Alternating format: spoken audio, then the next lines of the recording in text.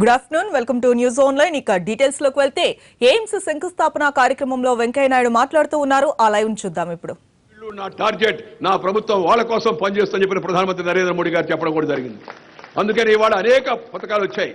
అవన్నీ నేను వివరంగా చెప్పను. సామాజిక భద్రత, సామాజిక రక్షణ కల్పించేందుకు జనధన యోజన పేరుతో స్వతంత్రం వచ్చి ఇప్పటి వరకు ఇన్నేళ్లలో 68 ఏళ్లలో కేవలం 3 కోట్ల మందికి మాత్రమే బ్యాంకు ఖాతాలు ఉంటే నరేంద్ర మోడీ గారు ప్రధానమంత్రి అయిన తర్వాత 5 నెలల కాలంలో 19.3 కోట్ల మందికి ఇవాళ బ్యాంకు ఖాతాలు దేశవ్యాప్తంగా తెరిపించాడు. బ్యాంకు తలుపులని కూడా తెరిచాడు. అదే కాదు, బ్యాంకుల యొక్క రుణాలు కూడా పేదవాళ్ళకి కమ్మరి, కుమ్మరి, వడ్రంగి, నేత, గీత, బోయ, యాదవ, చాకరి, మంగలి, హరిజన, గిరిజన, లంబాడ ఈ పేద వర్గాలకే కాకుండా రిక్షా కార్మికులకు, టాక్సీ డ్రైవర్లకు, ఆటో డ్రైవర్లకు, కూరగాయలు అమ్ముకునే వాళ్లకు, చేపలు అమ్ముకునే వాళ్లకు వాళ్ళకు కూడా బ్యాంకు రుణాలని వాళ్ళని ఆదేశం ఇచ్చాడు. దానికోసం ముద్రా బ్యాంక్ అని పెట్టాడు. మీ అందరికీ సంతోషం కలుగుతుంది. ఈ సంవత్సరం ముద్రా బ్యాంకు 1,20,000 కోట్ల రూపాయలు పేదవాళ్లకు మాత్రమే ఇవ్వాలని ప్రధానమంత్రి సంకల్పించాడు. ఆ దిశలో ముందుకు పోతున్నారని చెప్పిన సందర్భంగా మీ అందరికీ మనం చేస్తున్నాను. నెలకు రూపాయి కడితే నీకు ఇన్సూరెన్స్ వస్తుంది. ప్రమాదం జరిగితే 2 లక్షల రూపాయలు నీకు నష్టపరిహారం వస్తుంది. ప్రపంచంలో బహుశా నాకు తెలిసి ఎక్కడా లేదు. నెలకు రూపాయి మాత్రమే. దయచేసి అందరూ ఆ ప్రధానమంత్రి సురక్ష బీమా యోజనలో సభ్యులుగా చేరండి. రూపాయికి కిళ్ళీ కూడా రాదు, బీడీ కూడా రాదు. రూపాయికి మన అందరికీ కూడా తెలుసు. కానీ అలాంటి రూపాయి కడితే మనకు ప్రమాదం వస్తే 2 లక్షల రూపాయలు మనకు అందుబాటులో వస్తుంది. ఇది చాలా అవసరం. అదేవిధంగా రోజుకు 90 పైసలు కడితే ఇంకొక పథకం కింద 2 లక్షల రూపాయలు జీవన బీమా కూడా మనకు వస్తుంది. ఈ 2 పథకాలు మనం ఉపయోగించుకోవాల్సిన అవసరం ఎంతో ఉంది. నెలకి 42 రూపాయలు కడితే అటల్ పెన్షన్ యోజన కింద 60 ఏళ్లు దాటితే నీకు నెలకి 1000 రూపాయలు వస్తుంది. ఒకవేళ దురదృష్టవశాత్తు మగవాడు చనిపోతే భార్యకు 8,50,000 రూపాయలు వస్తుంది. భార్య చనిపోతే బిడ్డలకు వస్తుంది. ఇలా అనేక సాంఘిక సంక్షేమ అభివృద్ధి పథకాలు ప్రధానమంత్రి గారు చేపట్టాడు. అందరికీ ఇళ్లు ఇచ్చే పథకాన్ని కూడా కూడు, గూడు, నీడ ఈ ముఖ్యమైన ఉద్దేశంతో అందరికి ఇళ్లు ఇచ్చే పథకం చేపట్టారు. దాంట్లో ఆంధ్రప్రదేశ్లో మీరు చూశారు, మొన్న 2,28,000 ఇళ్లు మంజూరైతే ఆంధ్రప్రదేశ్కి 1,93,000 ఇళ్లు కేవలం ఆంధ్రప్రదేశ్కి తెలుగు వాళ్ళకు జరిగిన అన్యాయాన్ని దృష్టిలో పెట్టుకుని చేయడం జరిగిందని మీ అందరికీ మనం చేస్తున్నాను. బేటీ బచావ్, బేటీ పడావ్. ఆడపిల్లలను సంరక్షించుకోవాలా, ఆడపిల్లలు చదివించుకోవాలా. ఆడపిల్లంటే లక్ష్మీదేవి మన ఇంట్లో వచ్చి జన్మించిందనే సంతోషం మన అందరి మనసులో ఉండాల్సిన అవసరం. నేను ఎంత ఉద్రిక్తతలో ఉన్నా సరే, బయట ఎంత ఒత్తిడి ఉన్నా సరే, ఎంత హంగామా జరిగినా సరే, ఇంటికి వచ్చి మా అమ్మాయితో మాడితే మహా సంతోషంగా ఉంటుంది. నాకు ఆ వేడి, ఆ ఒత్తిడి కూడా తగ్గిపోతుంది. అంతటి సృష్టిలో స్త్రీలో అంతటి మహత్యాన్ని ఆ బ్రహ్మదేవుడు కల్పించాడు. ఆ ప్రేమ, వాత్సల్యం, ఆదరం, అభిమానం చెప్పనరివి కానివి. దాన్ని దృష్టిలో పెట్టుకుని మనం మహిళలు రక్షించుకోవచ్చు. మహిళలు పురుషులకు ఇద్దరికి మధ్య సమతుల్యం ఉండాలి జనాభాలో, లేకపోతే ఇబ్బందులు వస్తాయి. ఎలాంటి ఇబ్బందులు అని చెప్పాల్సిన అవసరం లేదు. ఇప్పటికే చాలా మంది అమ్మాయిలు దొరక్క బాధపడుతూ ఉన్నారు. అలాగే సుకన్య సమృద్ధి యోజన పేరుతో అమ్మాయి పేరుతో బ్యాంకులో డిపాజిట్ చేస్తే పెళ్లి నాటికి 1,00,000 రూపాయలు పైగా వచ్చేటట్టుగా. అదేవిధంగా స్కిల్ ఇండియా, అందరికీ తెలివితేటలు మరింత మెరుగు చేసే విధంగా స్కిల్ ఇండియా కార్యక్రమాన్ని చేపట్టాడు. అదేవిధంగా Ustad, upgrading the skill and training for vulnerable sections, ముఖ్యంగా మైనార్టీలు, ముస్లింలు, క్రైస్తవులు వాళ్ళ కోసం ఉస్తాద్ అనే కార్యక్రమాన్ని చేపట్టడం కూడా జరిగింది. అలాగే వనబంధు కళ్యాణ యోజన, అడవుల్లో నివసించే ఆదివాసీ జాతుల కోసం వాళ్ళకి. అలాగే Nanaji Deshmukh for hostel students, దానికోసం ఒక వెల్ఫేర్ స్కీమ్ పెట్టాడు. అదేవిధంగా మినిమం పెన్షన్, అంతకుముందు 30 రూపాయలు, 50 రూపాయలు, 70 రూపాయలు, 300 ఉంటే ప్రధానమంత్రి చెప్పాడు ఎవరికి పెన్షన్ అనార్గనైజ్ సెక్టర్లో 1000 రూపాయల కన్నా తక్కువ ఉండకూడదని ప్రధానమంత్రి గారు నిర్ణయం తీసుకున్నాడు. అదే కాకుండా ఇవాళ కార్మికులకు కూడా 45 కోట్ల మందికి ఇవాళ స్మార్ట్ కార్డ్ ఇష్యూ చేసే కార్యక్రమాన్ని కేంద్ర ప్రభుత్వం చేపట్టింది.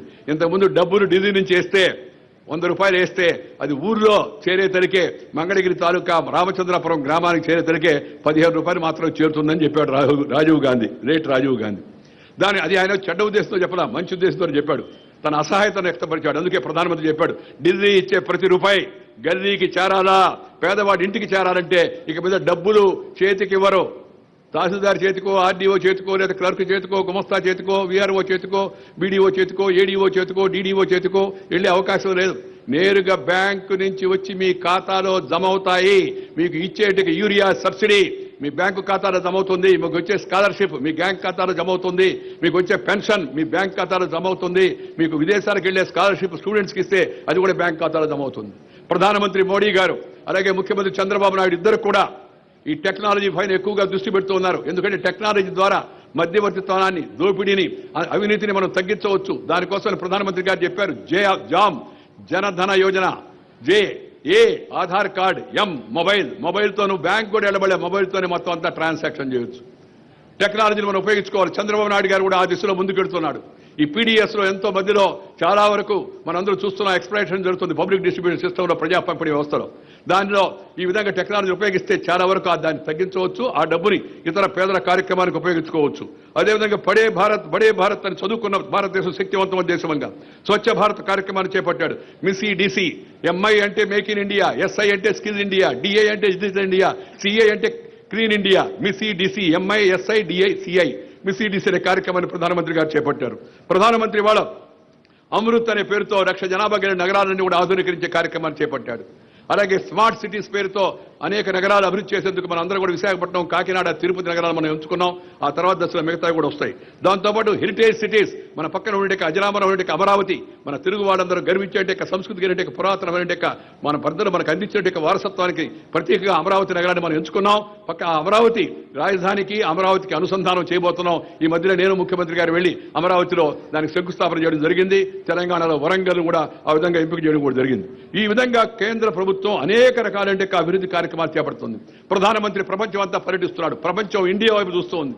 వరల్డ్ బ్యాంక్ చెప్పింది, ఏడీబీ చెప్పింది, ఐఎంఎఫ్ చెప్పింది, అదేవిధంగా వరల్డ్ ఎకనామిక్ ఫోరం చెప్పింది. ప్రపంచంలో ఆశా కేంద్రం ఏంటంటే అది భారతదేశం మాత్రమే అని చెప్పిన విషయాన్ని అందరూ కూడా చెప్తున్నారు. కానీ దురదృష్టవశాత్తు మన దేశంలో కొంతమంది, కొన్ని పార్టీలు అభివృద్ధిని అడ్డుకుంటున్నాయి. రాష్ట్రంలో కూడా కొందరు అడ్డుకుంటున్నారు. అభివృద్ధిని అడ్డుకోవడం వలన ప్రజలకు మనం అపకారం చేసిన వాళ్ళం అవుతాం.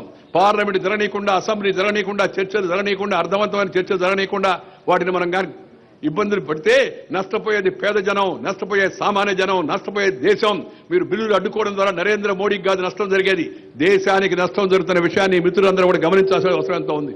ఇన్నేళ్లుగా మీరు పరిపాలించారు. ఢిల్లీ నుంచి గల్లీ వరకు, పార్లమెంట్, పంచాయతీ వరకు, ముఖ్యమంత్రి, మున్సిపాలిటీ వరకు మొత్తం అధికారం అంతా మీ చేతిలో ఉండిందయ్యా. ఒక మార్పు వచ్చింది. ఒక సామాన్యుడు ఇవాళ దేశానికి ప్రధానమంత్రి అయ్యాడు. పని చేయనియండి, 5 ఏళ్ల తర్వాత అకౌంట్ అడగండి. కానీ ఈ లోపలే రకరకాల విమర్శలు చేస్తారు, గడ్డి బొమ్మలు తీసుకొచ్చి తగలబెడతారు. మన ఆంధ్రప్రదేశ్ యొక్క అభివృద్ధి క్రమంలో కూడా చాలా మంది తప్పుడు ప్రచారం చేస్తున్నారు. ఇవాళ ఈ ఎయిమ్స్ ఇది ప్రెస్టీజియస్ ఇన్స్టిట్యూషన్. నేను కిందట పుల్లారావు గారు ఇందాక చెప్పినట్టుగా ఎన్జీ రంగా మనం అగ్రికల్చర్ విశ్వవిద్యాలయాన్ని మనం ఏర్పాటు చేసుకున్నాం. దానికి ముందు తిరుపతిలో IIT, Indian institute of technology, తిరుపతిలో రాయలసీమలో మనం ఏర్పాటు చేసుకున్నాం. దానికి ముందు నెలకు ముందు ఇండియన్ ఇన్స్టిట్యూట్ ఆఫ్ మేనేజ్మెంట్ విశాఖపట్నంలో మనం ఏర్పాటు చేసుకున్నాం.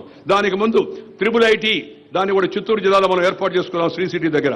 ఆ తర్వాత NIT, national institute of technology, మన మాణిక్యాలరావు మంత్రి గారి యొక్క స్వగ్రహమైన తాడేపల్లి గూడెలో దాన్ని ఏర్పాటు చేసుకోవడం కూడా జరిగింది. అలాగే విజయవాడలో school of planning and architecture త్వరితగతిన పూర్తవుతుంది. దాన్ని మార్చి నాటికి ప్రారంభించే కార్యక్రమాన్ని చేపడుతూ ఉన్నాం. పోలవరం ప్రాజెక్టు మనందరికీ కూడా జీవన రేఖ అయినట్టు పోలవరం ప్రాజెక్టును గత ప్రభుత్వం మాట చెప్పి మాత్రమే వదిలిపెట్టే నరేంద్ర మోడీ ప్రభుత్వం వచ్చిన తర్వాత మొట్టమొదటి కేబినెట్ సమావేశంలో చేసిన తీర్మానం పోలవరంలో ఆ మునిగిపోయే మండలాలను తెలంగాణ నుంచి ఆంధ్రలో కలపాలనే తీర్మానానికి ఆర్డినెన్స్ ను జారీ చేసింది కూడా నరేంద్ర మోడీ ప్రభుత్వాన్ని మీ అందరికీ కూడా మనం చేస్తున్నాను. దానివల్ల వాళ్ళ పోలవరం నిర్మాణానికి సుగమమైంది మార్గం. 250 కోట్లు ఇచ్చారు, ఇంకా కూడా ఇస్తుంది ప్రభుత్వం. ఇచ్చిన డబ్బులు ఖర్చు పెట్టాల్సింది. కానీ పోలవరం ఎప్పుడు ప్రారంభమైందో తెలుసా మీకు? ఈ పిల్లకాయలు పుట్టక ముందు 1980లో నేను ఎమ్మెల్యేగా ఉన్నా. అప్పుడు జరిగింది శంకుస్థాపన. ఆ వేసిన పునాది రాయి కాస్త సమాధి రాయిగా మారిపోయింది. ప్రభుత్వాలు మారిపోయాయి. ఇప్పుడు ఈ ప్రభుత్వం చంద్రబాబు నాయుడు నాయకత్వాన్ని రాష్ట్రంలో, కేంద్రంలో నరేంద్ర మోడీ ప్రభుత్వం పోలవరం ప్రాజెక్టు పనులను వేగవంతం చేస్తుంది. పట్టిసీమ కార్యక్రమం ద్వారా నీళ్లు మళ్లించే కార్యక్రమాన్ని కూడా ముఖ్యమంత్రి గారు తీసుకున్నారు. చాలా అభినందనమైన కార్యక్రమం. అదేవిధంగా మిత్రులారా, ఈ యొక్క అగ్రికల్చర్ యూనివర్సిటీ ఇక్కడ ఏర్పాటు చేశాం.